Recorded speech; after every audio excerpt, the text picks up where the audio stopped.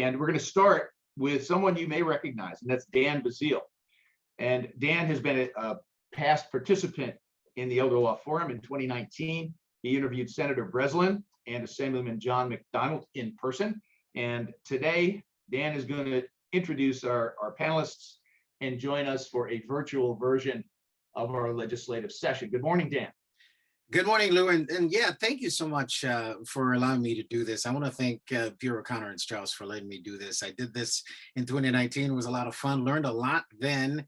And today, of course, we're going to learn a lot today as well. These are always something that I try to do because it helps me in my reporting as well, to understand what really is going on. We dig down deep into what's happening. So thank you so much for allowing me to do it. And I want to welcome everyone to the Elder Law Forum. This is the 26 years, so it's been going on for a very long time. Hope it goes on for a very long time with things getting done. Today, I'll be introducing you to two people. I'll be introducing you to Senator Serino and Assemblyman John McDonald.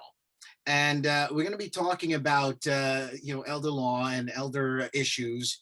Also, at the end of our question and answer, I want to actually get some questions from you guys. So, from you all across the state, that joined us. Again, we thank you so much for doing that. But I also want to hear from you. So at the end, towards the end of my question and answer session here with them, I want to sort of try to get to your questions for them, before we end the session. Senator Sue Serino, she's a Republican representing Dutchess and Putnam counties in the 41st district. She's been doing that since 2014. And she's the chair of the Aging Committee for 4 years. And she's the current ranking member of that committee. Also, she sits on the Insurance and Finance Committees. And get this is very interesting. So her name is Serino, and the word senior are the same words, the same letters in senior and Serino. So Sue says that she's naturally been, at the forefront of policies that improve the lives of seniors here in the state of New York. So Sue, thank you so much for joining us. We really appreciate your time. Also, I want to introduce you to Assemblyman John McDonald. He's a Democrat serving his 5th term in the 108th district, and he's that is part of Rensselaer, Albany, and Saratoga County. He's a former mayor of Cohoes for 13 years. I used to interview him as a mayor of Cohoes way back when. So he's come a long way here. And, he's a longtime Capital Region pharmacist.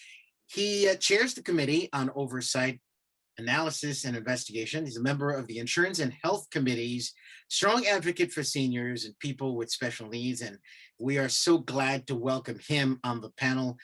Guys, thank you so much for doing this. And again, much appreciated. I do have a couple of some questions for you. I'm not seeing them, but I'm thinking they can hear me. Guys, can you hear me? We're here, Dan. You're here. Okay, perfect. All right. Well, I'm gonna start. You guys jump in whenever you want. I'll start with the first question, and we'll start with Sue, but you can jump in whenever you want. My first question is the American Rescue Plan.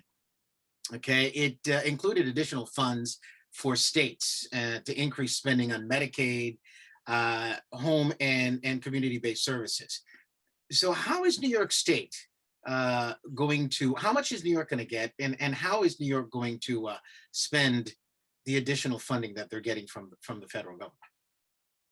And good morning, Dan. Thank you so much for having me too. And just for those of you that don't know me, I represent most of Dutchess and part of Putnam County. And I was, like Dan said, chair of aging and now the ranker. And it is something that's near and dear to my heart. So it's an honor and a privilege to be able to represent our seniors. So the American Rescue Plan, it was $1.9 trillion that would temporarily, like you said, would increase federal funding. And there was a matching aid for so-called home and community-based services. And New York State, I think, got approximately $600 million.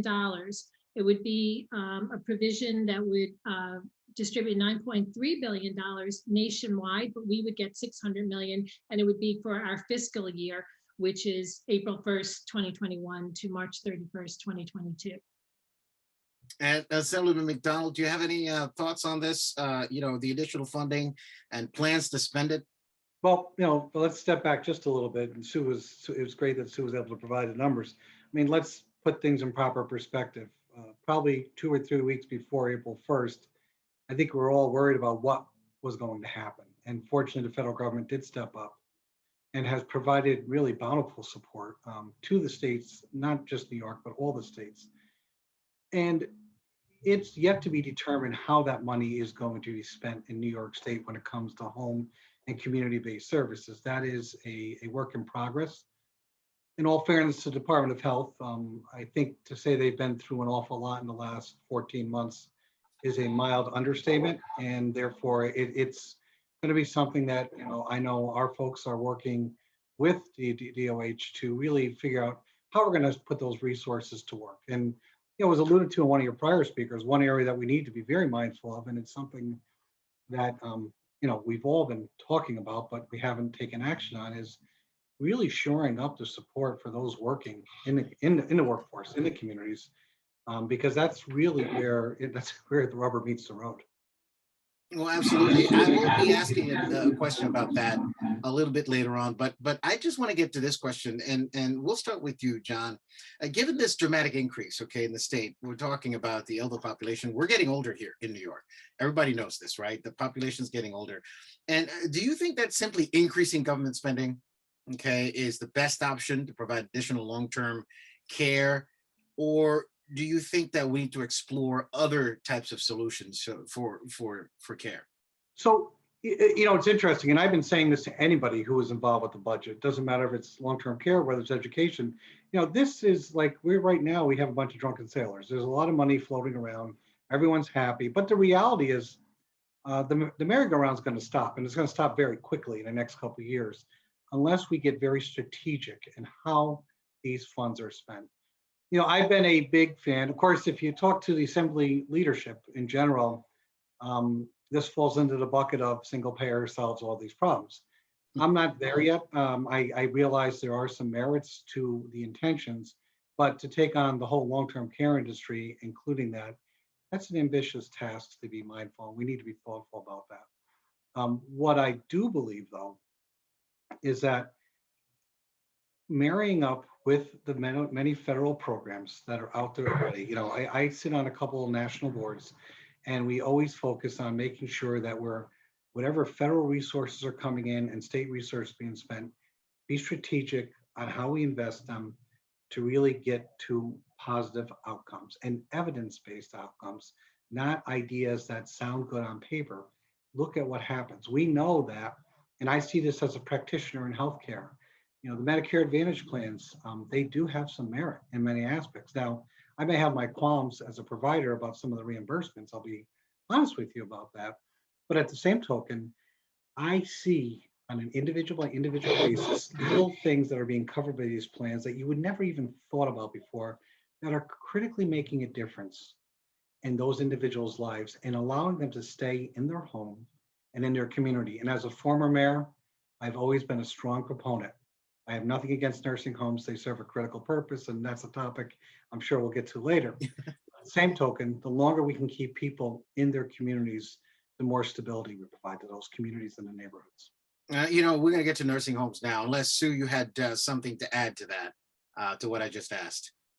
Yeah, we're seeing, I believe in public and private partnerships. I think they can be very innovative. And I know in our district here, we've had some people that have come forward that are doing some aging housing that actually has a medical component to it too, which is great because people, can feel secure that they could be associated with a hospital or primary care. And that's just so important for people to have that affordable housing and to have those services available for them. So. And Sue, we're talking about nursing homes. So let's talk about nursing homes for a minute. Nursing homes, they were hit hard because of this pandemic. What are some of the challenges that you think nursing homes are facing and that may have left them, vulnerable to after the pandemic? Yeah, well, first of all, at the end, there were significant cuts in the budget for years, right? And that definitely affected them. They also, like we talked about, suffered from significant staffing challenges, and it's very difficult to find and keep staff. And I don't think that's just about like throwing money at them. I think that we have to come up with some innovative ideas, to have different degrees, educational degrees for them as well. And, unfortunately, I think that they were an afterthought with the state when all of this happened. And, don't get me wrong, we were hit with the pandemic. Nobody could have ever been prepared for what happened. But last May, I had introduced an idea about having a step-down facilities where even a facility could become a step-down unit where they would get extra money. The staff would get paid more as well. But unfortunately, we kept hitting it and we were not getting any response. But I did find out at the end of the year that the state did do some of those units. We just didn't know where they were. And I don't know if the assembly member had heard that too. Well, I want to ask you guys, do you think they're better prepared though? I mean, the pandemic was obviously unforeseen and, nobody could predict something like this. I mean, although we knew something was coming, but we couldn't predict this. But do you think they're better prepared? Let's say something like this hits again, or something similar. Yeah, I want to follow up on one of Sue's points. Mhm. You're right. We weren't expecting this. There is a challenge with support for staffing in many aspects. Another thing that, and it deals with the fact that there have been a gradual decline in reimbursement to these facilities. The other thing we have to be very mindful of is a lot of these facilities are aging. And quite frankly, indoor air quality, if we didn't know what it was before, you know what it is now. This has played a very contributing role to the spread of the virus, not only in nursing homes, but in any facility, any room that we're in. And I think what we really need to be looking at is how do we improve those facilities, indoor air quality environments. But at the same token, we have to be very mindful that we can't mandate it on them. We need to help support them. So, I think there's going to be an opportunity for some capital investment. I think it's something that we should be all on the same page on. I think more and more, at least in the engineering community, they understand it because it makes for a suitable environment. We know that the virus cannot thrive in certain humidities, but you think of nursing homes in the past. They're very challenging. And by the way, I think we need to remember one other thing, particularly with the nursing homes. The reality is this, because we're starting to see some success in the community with HCBS, those individuals who are normally in the nursing homes now are actually usually a bit more frail. They're even more elderly. They're more challenging. And thank God we have the nursing home community there to support them. And I just want to follow up on this real quick, John. So, do we have any policies that we just recently put into place to protect New Yorkers living in nursing homes? Some of them have disabilities. Some of them have chronic conditions that need a lot of care. So, do we have things that we put into place to protect some of those folks? As Sue remembers, we went through more than a few days back in the later part of last year on multiple hearings, and we heard from everybody, right? Administrators, those on the front lines, and we did pass some changes in regards to the measures that need to be taken in these nursing homes and to take a more stringent approach. I think that's going to make a difference. We have to be very mindful too that we also took a very aggressive role in regards to staffing. As an employer, right? Whether it's a city or whether it's a business, I'm always mindful about mandating staffing. But the reality is, we heard loud and clear that there were challenges there, and for the most part, the entities work together to develop this policy. It's not perfect. We're going to have some work to do on this, but I do think that COVID-19 forced us to take a much closer inside look at what's going on in the nursing homes, and hopefully we're going to be having a much better product at the end for our seniors. Thoughts on that? Any thoughts on that, Sue? I just want to, ask you if you have any thoughts on policies that were passed. Like step down units, that was COVID only, where they would get, the PPE. I had heard from doctors even during the pandemic that they had maybe a wing for COVID, but it wasn't a lockdown. And if that's the case, we have people with dementia in nursing homes that wander the halls. It was so dangerous. And I just feel like our nursing homes were an afterthought. And I think for the state, And I think going forward, we need to have an emergency plan in place and have the multidisciplinary teams. They're awesome. In effect, our ombudsman program is great, but unfortunately they couldn't go in and see what was going on either. Mhm. So there are definitely things that we need to do going forward, and then we also have to make sure that people are trained in infection control as well that are in the nursing homes. It's very important. And I think Assemblymember, you and I think very much alike. Let's talk about home care for a minute, guys. You mentioned several times about the shortage of employees, things in that nature, especially, in rural areas. There's a big shortage of employees at those uh, um, nursing home facilities and the home care facilities. My apologies. The pay scale is kind of low, and some of those jobs are not as attractive, unfortunately, as some other jobs that pay a little bit more. So what can the state do? What can policymakers do to make those jobs more attractive? Not just increasing pay, but just more attractive for people to come and do those jobs because they're needed. Well, there's a couple things. I mean, yeah, to be honest with you, money helps. Money will never hurt anybody by any stretch of the imagination. I think the other thing, and it's interesting, we're going to see this conversation happening in the capital region.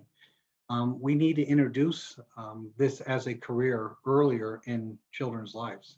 Now, there is a proposal that is starting to work its way into the region to create a charter high school to encourage careers in nursing and CNAs.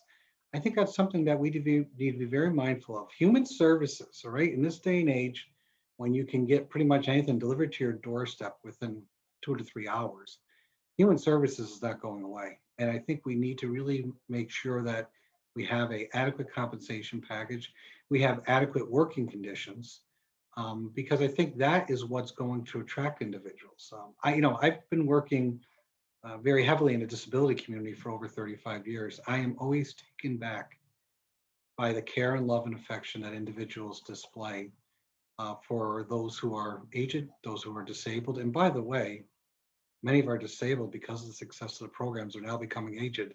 And that's actually bringing another critical wrinkle into the process that we need to be mindful of. But those individuals that are working there for usually 13, 14 bucks an hour, God love them. They're doing God's work. And Sue, any thoughts on that? What else? Any alternatives that can be adapted by the state to try to make those jobs more attractive, bring more people because there's a shortage?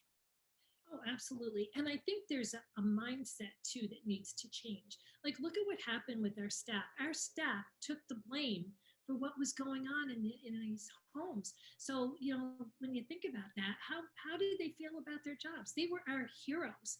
So I think that we need to, definitely more kindness and respect for our people that were with our loved ones as they were passing away. And they really do heroes work. It's amazing.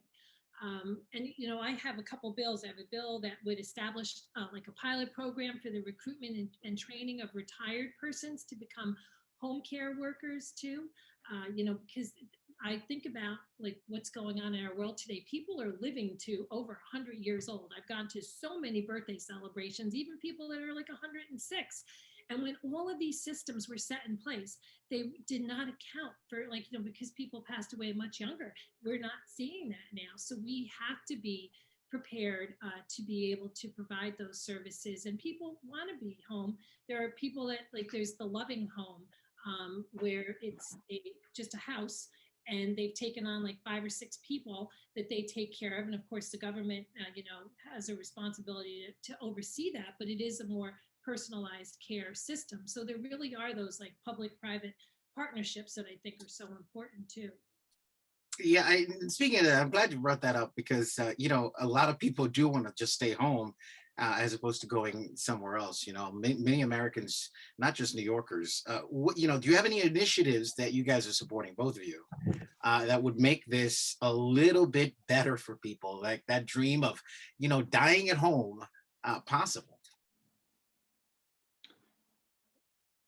So you want to go first? Up to you. I'm ready to jump in. Going back earlier, one of the programs that I've had a lot of exposure to is the PACE program, which is growing in our capital region, and I like it. It's actually working with community providers, but more importantly, it's allowing that a lot of those nursing home elements to come into the household. And what the breakthrough has been of one of the positives of COVID, if there's such a thing, is telemedicine is now real. It's relevant. We now have the tools and technology, and provided the broadbands in the community, which I know both Sue and I are both working on, is going to really be a game changer.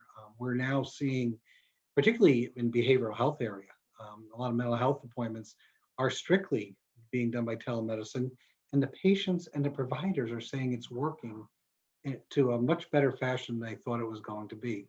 And I think those type of tools and those expansions we made this past year are going to continue to make a difference. And I can see this with the tools, whether it's for blood pressure monitoring, pulse monitoring, whatever it may be, going forward. Sue, thoughts?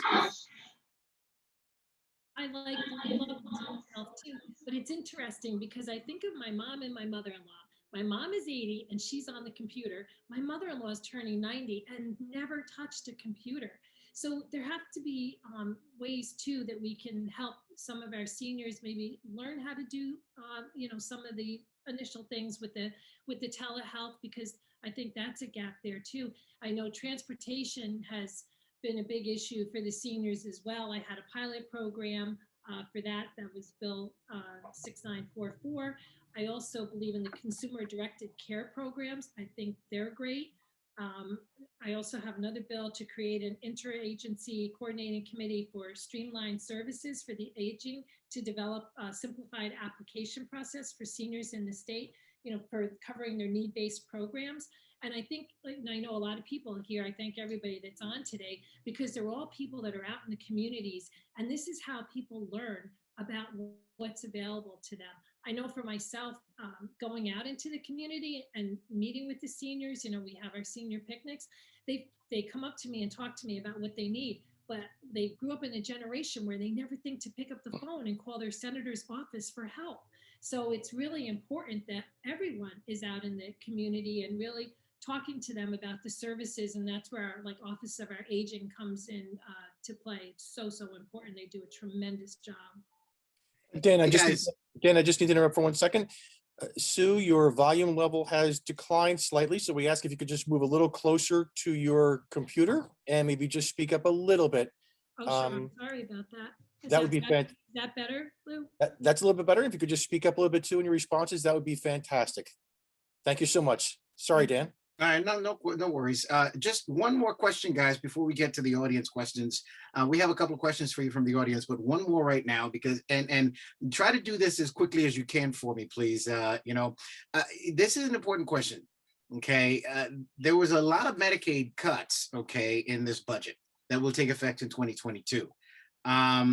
With financial and medical qualification for home care, will be part of that, okay? And what will happen to individuals who cannot get or afford care?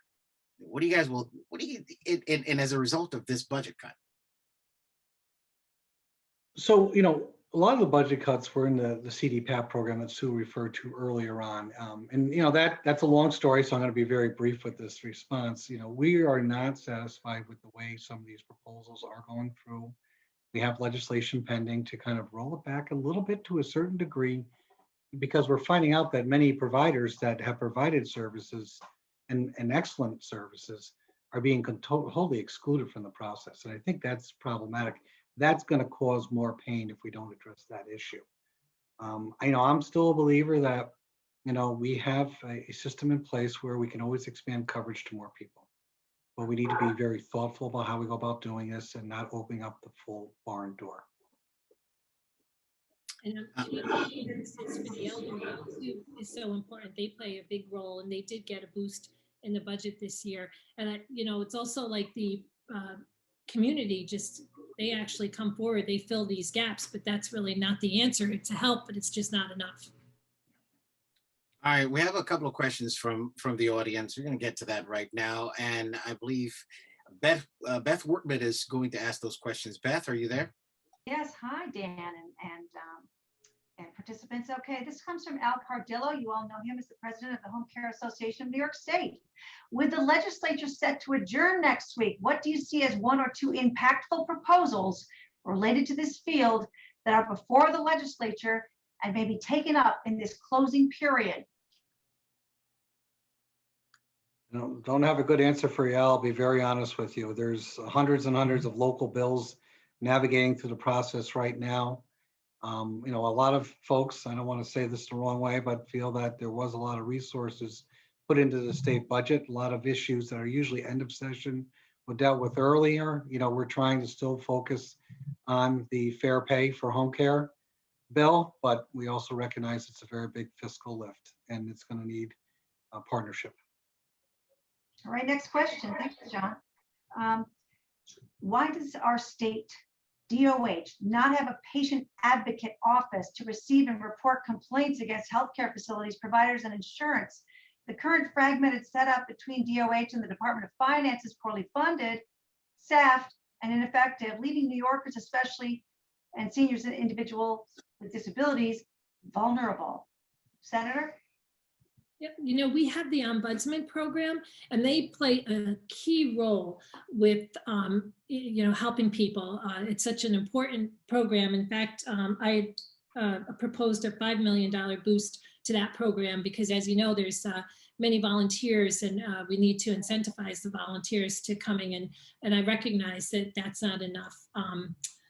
And I proposed a commission actually to do just that during the pandemic. So, but because I recognize that it's not enough, we need to be able to have a place for people to call. Okay, from Beatrice, how is Medicaid going to fund the potential increase in aid wages? Currently, nursing homes in rural areas are offering $19.50 an hour to start. How can home care compete? That, gets back to earlier discussions prior to our conversation about federal funding coming down.